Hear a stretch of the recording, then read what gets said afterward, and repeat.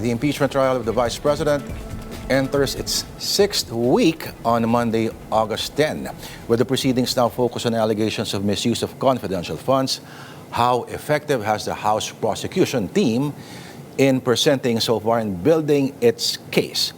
Joining us now for his insights is former Quezon Representative, former Deputy Speaker for Luzon, and currently LP President, Attorney Erin Tanyada, former spokesperson for the Corona impeachment, the prosecution.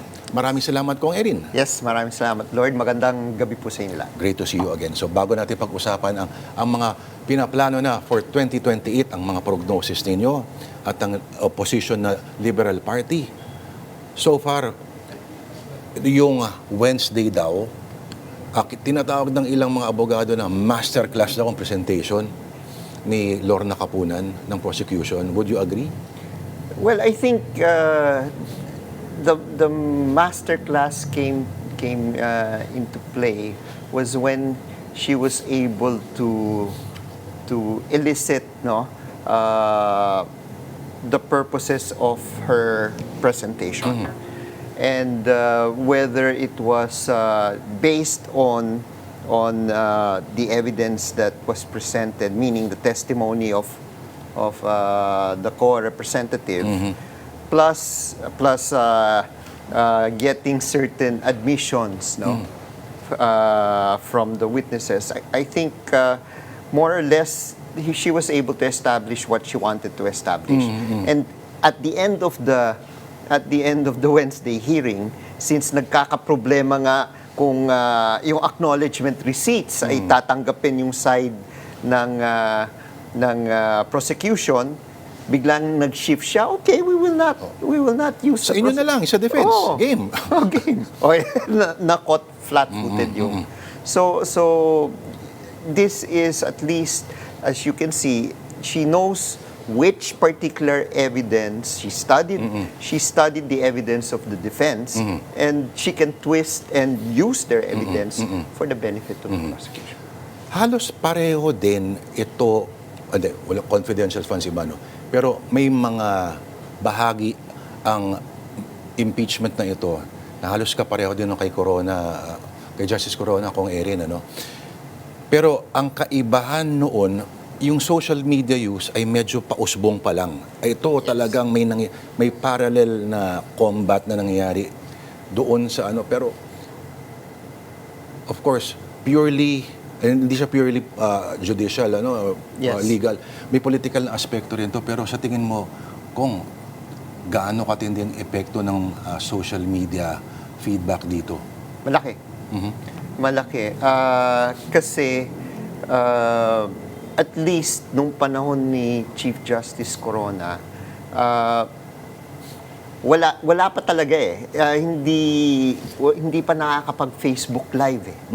So ang nakikita ng publiko ay yung nasa television.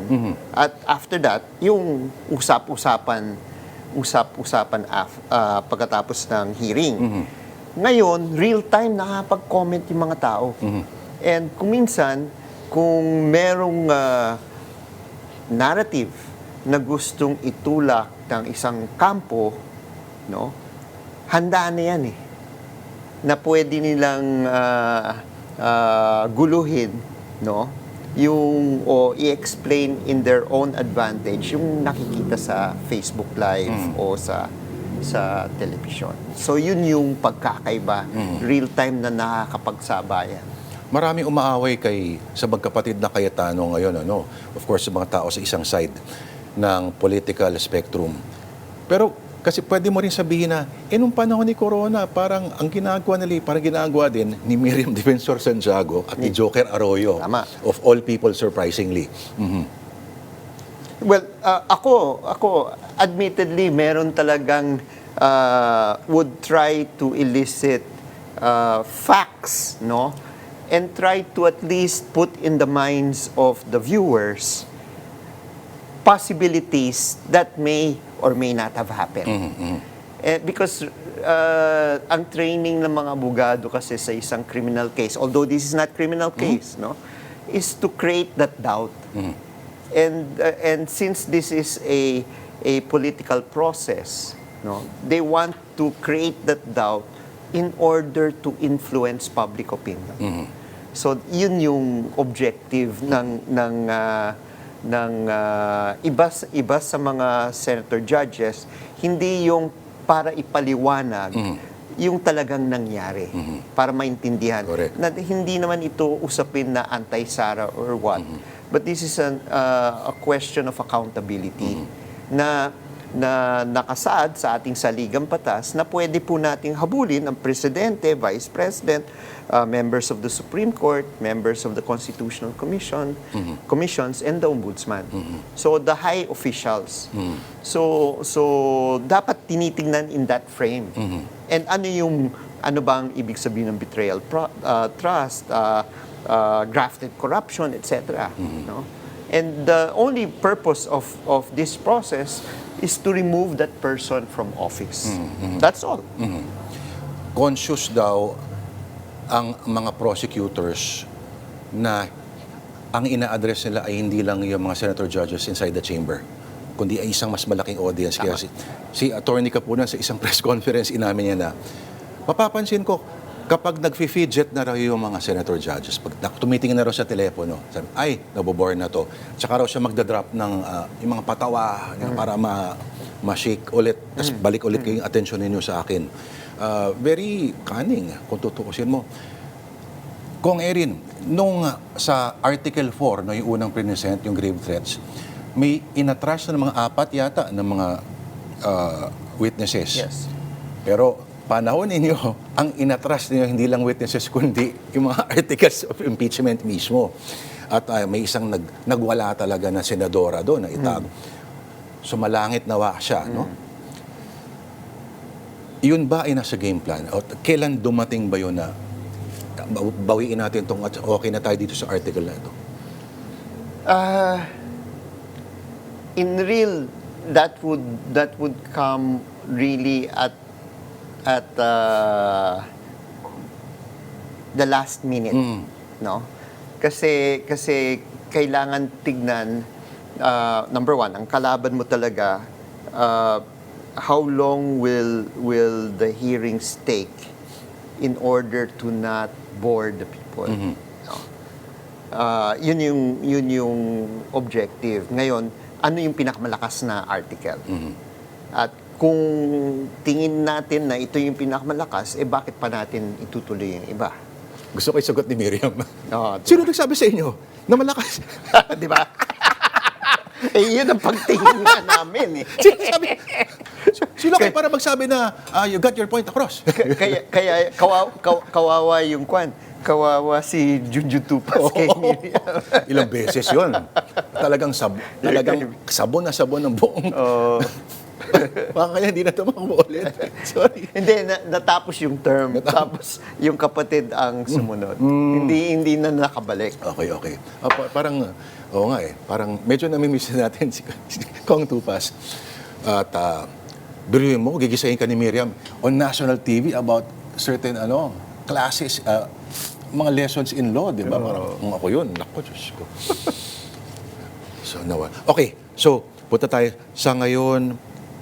As spokesperson, ngayon ko lang realize, marami rin pala kayo noon na spokesperson. 3 kami. 3. Okay. Si Miro Kimbo, Yes. ikaw at si Sani Angara. Sani Angara nga Kaming pala.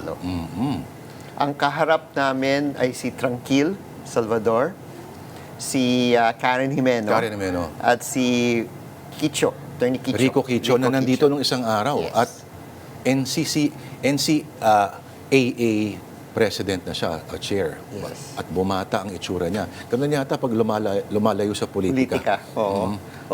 Tangkay yata tumakbo si Rico sa Bataan yata eh. Tama. I remember. Okay. Anong napapansin mong kaibahan ngayon na feeling ko baka mga abogado lang makapansin sa both sa side ng senators, sa prosecution at sa defense? Alam mo, ito, ang nakikita ko, no, masyadong maraming spokespersons Okay. sa prosecution. Mhm. Sa amin, 3 lang. Tapos, we follow the rule of Senator Enrile na dapat yung spokespersons lang ang nagsasalita at wala ng ibang abogado. Mhm. Marami silang press conferences. Oo. I guess sinusundan yung mga news cycles. Ah, Tapos, ang kaibahan, may impeachment court spokesperson pa. wala noon. Wala kayo noon, di ba? Oo. Oo. Oo, kilala ko yung impeachment spokesperson ngayon, kaibigan. Si attorney, andito Si siya Reggie. kahapon. O, Oo, attorney. si Reggie. Medyo madugo din ang trabaho niya. Magbigay at magpaliwanag na walang emosyon, na hindi nagro-roll ang eyes. Mahirap yun. Mahirap yun. Di ba? Okay. Pero kung nagkaroon kayo ng impeachment court spokesperson ng panahon ninyo, parang mas mahirap yata ang buhay, no? Kasi parang mas maraming mga legal knowledge terrorists, kumbaga, na batuhan ng kumbaga. Yung mahirap kung may spokesperson Ay. yung impeachment court noon, no? Baka masita ni Sen Miriam, ni Joker, ni Sen Frank at ni Sen Enrile. Oo, mga heavy guns. Heavy guns masyado. Baka magkamali, di ba? So, I think, well, unless they did not think of putting up a spokesperson. Kasi dapat ang court would just be quiet on what happened. You don't need to explain. No, let the proceedings be viewed by everyone. Interesting to, no? Okay. Pero so far, ano ang masasabi mo sa pag-preside naman ni Senator Chis Escudero as presiding officer? Alam mo, Lord, bago nagsimula yung impeachment court, nung lumabas yung pangalan ni Senator Chis na magiging presiding officer, maraming nagte-text, bakit? Et cetera, et cetera. So, Yan yung sumabotahe dati. oo. Ganun. No, paano yan mag-preside? Yung definition ng forthwith, iba, di ba? Pero kung titignan mo, no, I think it was a decision made na siya yung gawing presiding officer dahil instead of the Senate President, dahil mas alam niya yung procedure, yung process.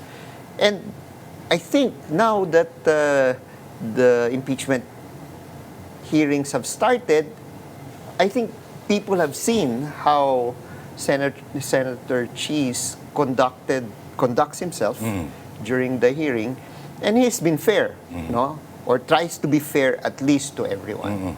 So that made things quiet. No? Of course, yung question bakit hindi Senate President, well, at the end of the day, it's the impeachment court that Correct. can decide. Pero yung mga memes, may mga naglalabasan ng mga memes na ang gandang dekorasyon daw ni Sen Win. Pero ayaw mo na sila. Pero pag parang redemption time para kay Senator Chis Escudero lumalabas, sana ma-sustain. Pero tahasa na ilang mga senator judges talagang hindi na nagbabother na itago yung kanilang kulay at yung kanilang, kumbaga, allegiance, kung Erin. Well, I think we have to accept it as it is. No, even questions that do not seem connected, no, to the whole proceedings, not factually based, then ganyan talaga eh. Karapatan ng senator judge to ask any questions basta nasa time limit, no? So we'll just have to hold them accountable after the hearings are terminated by their vote. Bigla ko na imagine for a brief moment na magkaharap si Senadora Miriam at yung isang senador. Tapos sabi ni Miriam na, anong kinalaman ng NPA attacks? Oo, di ba? Di ba? His anniversary, di ba? Anniversary ng NPA, anniversary ng CPP, anniversary ng NDF, no? Hindi, nagawa pala yun ng intelligence or confidential funds. Hindi natin alam kung Erin. Now you know. On another topic, Vice President Sara Duterte still leading over Naga City Mayor Leni Robredo. Pero nagnaro na raw, no? Yes. In the latest two-way race survey of Okta Research, kung Erin. Good news, I suppose, from your end. Yes, we look at it as good news. It just shows that Mayor Leni is the most viable candidate for the opposition if she decides to run in 2028. And this has been the position of Senator Kiko Pangilinan, Congressperson Manay Laila de Lima. No, they have been very vocal on this and are hoping and praying that Mayor Leni reconsiders her decision. So we're in a wait and see mode at this point. But it does not stop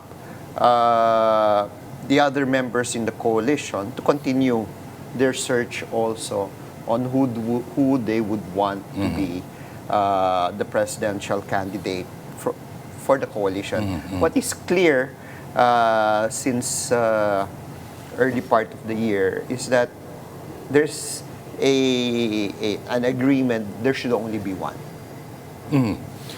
Okay, sinasabi nila na, ewan ko kung Erin, ang miyembro na lang ng Liberal Party sa Senado ngayon is only one person. Yes. Kiko Pangilinan. Yes. There's 6 daw, tama ba? Or 5 sa lower Six in the House of Representatives plus one party list. plus 1 party list. And that party list is Manay. mamamayang liberal. Yes. Anong relasyon ng Liberal Party sa mamamayang liberal? In 2011, 2012, there was a decision made by President Noynoy Aquino na kailangan buksan ang partido sa mga sektor. Para hindi na, kasi syempre alam natin, pag tinitignan ng mga political party, elite democracy, mga politiko lang nakakaboto dyan. Ngayon, in 2011, 2012, sabi ni Pinoy, buksan na natin yung partido sa sectoral formations and mamamayang liberal is that expression. No? So it's the multi-sectoral arm of the Liberal Party. The multi-sectoral arm. Yeah, because it comprises urban poor, IPs, youth, women, senior citizens, PWDs. Okay. Sa Kongreso, yung ilan sa mga members ninyo sa LP, some of them are not actually on the side of the opposition. Yung iba sa kanila ay nag-aalay with the Yes. majority. So hinahayaan po ninyo yan, Kong Yes, Erin. and this has been the practice even how would you say it? Even before Pinoy became president, no, because we allow our respective members to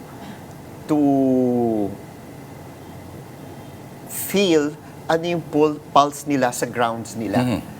And what they think they can deliver based on the capacity of their leadership. So ganun, no? And I think it works to our advantage because at least yung mga matitibay pa rin sa usapin ng iba't ibang mga prinsipyo na pinaglalaban ng Liberal Party, maski sila ay nasa majority or minority, nagkakaisa sila sa pinaglalaban, hindi sila umaalis ng partido. Ang sinasabi nila, si Egay Irisa na lang ang totoong LP member. Sumusuntok pa rin kahit mag-isa na lang, pumapalag pa rin.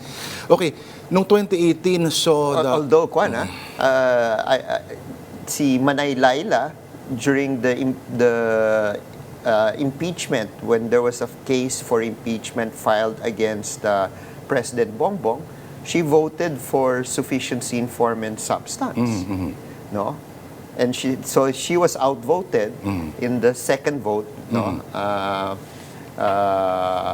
That's why hindi natuloy yung impeachment kay Bongbong.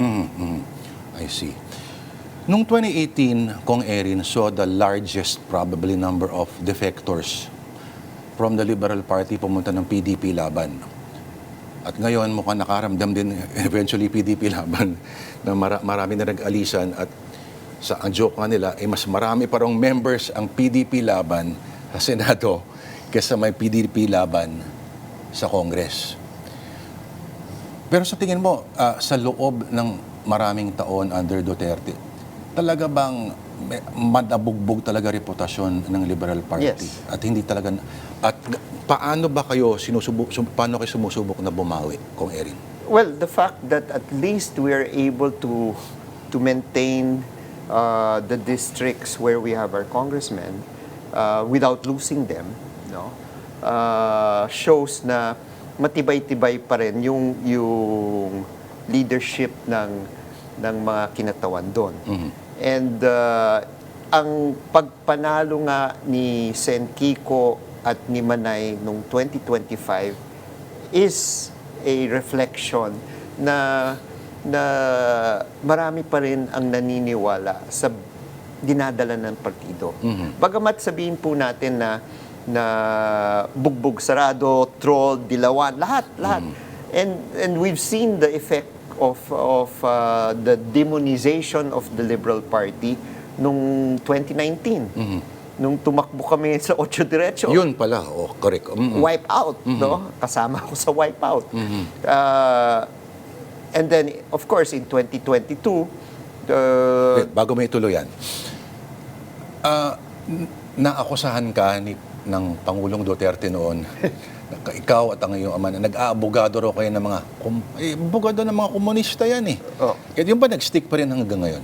well, tinanong ko si Pangulong Duterte, sabihin ho ninyo kung sino yung naging kliyente naming komunista eh. Hindi naman niya sinagot, no?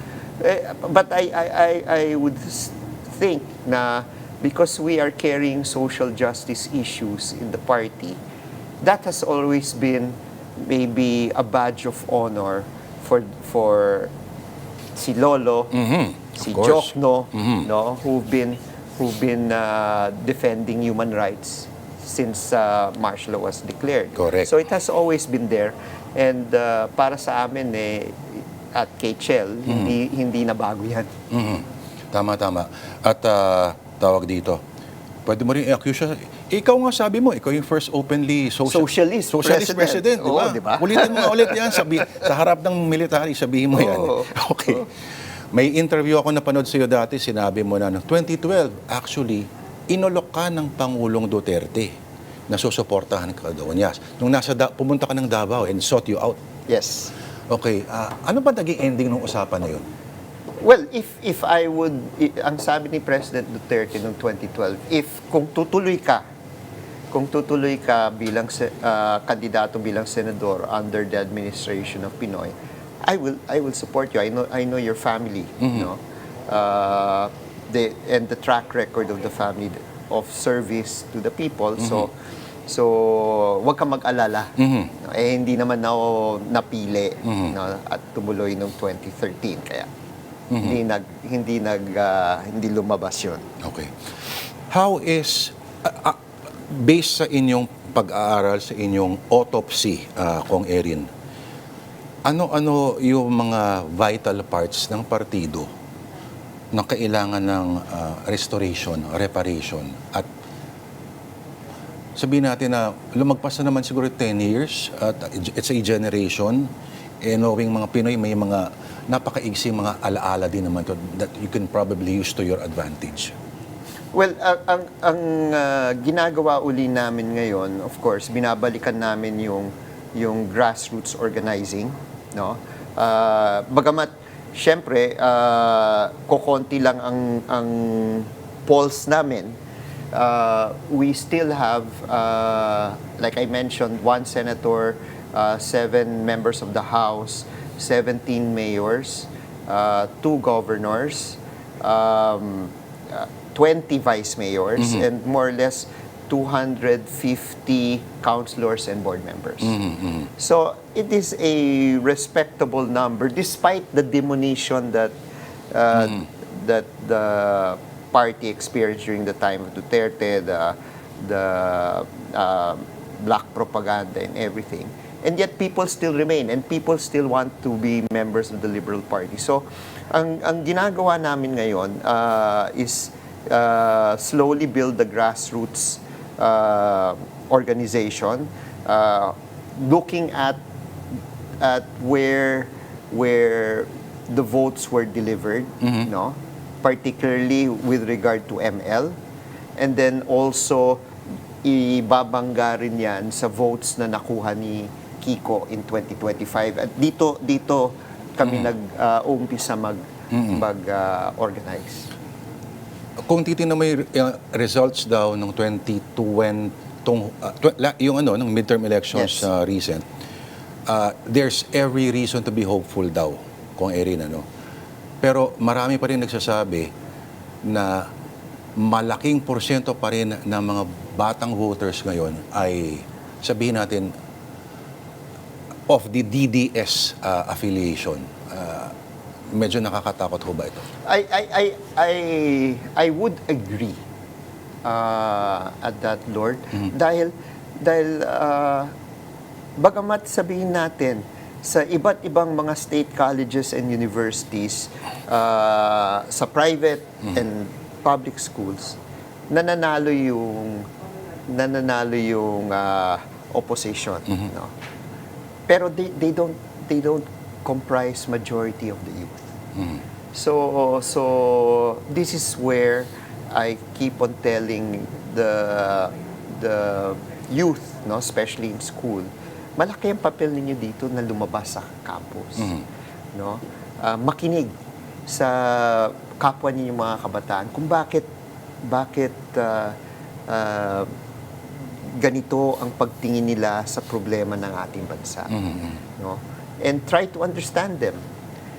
And it is only through understanding them, understanding what they are going through in life, that we will be able to slowly understand why we are making these mistakes.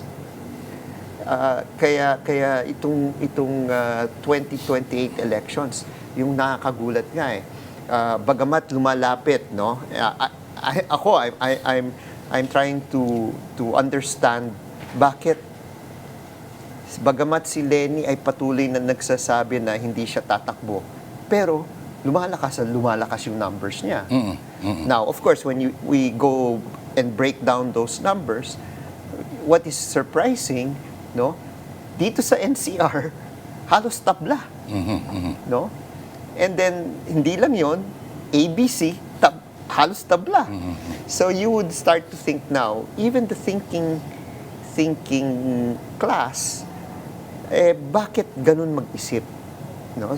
So this time kailangan malaliman na pag-aaral para maintindihan yung kung bakit nakakakuha ng boto si VP Sara. Si Senadora Risa Ontiveros has also expressed Yes. openness to run, ano?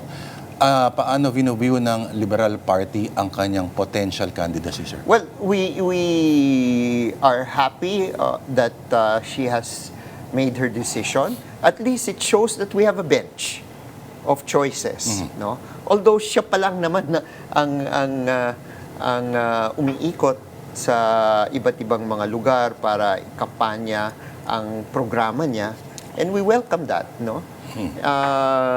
And we hope that when the latter part of the year comes, or first month, January comes, magkakaroon na ng unity kung sino ba talaga ang magiging kandidato. Sabi ng iba, oy, Erin, baka yung pagkakamali nung 2021 ma-experience uli natin. Sabi ko hindi. The fact that RISA is organizing, the fact that the Liberal Party is organizing as if Lenny runs, whoever the final candidate will be, at least yung makinarya nila handa na, no? So ang kailangan pag-aralan talaga dito ano ang magiging resulta ng impeachment and how will that influence, Yes. no? Kung sino yung tatakbo. So ngayon pa lang din, nade-decide na ang magiging fate ng 2028. Kung Erin, ang dami pala natin pwede pag-usapan. Di pa kita natatanong doon sa kung ano masasabi mo rito sa kontrobersya sa kay Lauren Legard Levis. Kasi ikaw isa mga author, renewable energy law. Yes. Di ba? Mabilis lang, ano pong pananaw mo ron? Well, kailangan balikan and kailangan tignan ito with EPIRA. No, dahil may binanggit si Pangulong Bongbong na kailangan balikan ng EPIRA dahil mukhang yung objectives ay hindi na-meet, no? Ano yung dalawa? Accessibility, okay. Nagkaroon ng kuryentes lahat ng mga barangay at sitio ngayon. Okay lang 'yon. Pero yung affordability is the question. Yes. Now, did the EPIRA law prevent, no? Kasi how do we bring that down? Kasi iniwan sa gobyerno ngayon sa private sector ang pag-generate ng electricity. Ngayon, the EPIRA law does not prohibit government from also putting up plants and competing. Ganun ba? So that I think government should come back. And that is the subject for another interview. On that note, Kong Erin, maraming salamat po. Lorenzo Tanyada III, current president of the Liberal Party, former Quezon 4th District Representative. And maraming salamat sa iyo, Kong Erin. Right, salamat, Okay. Lord. Okay, maraming salamat.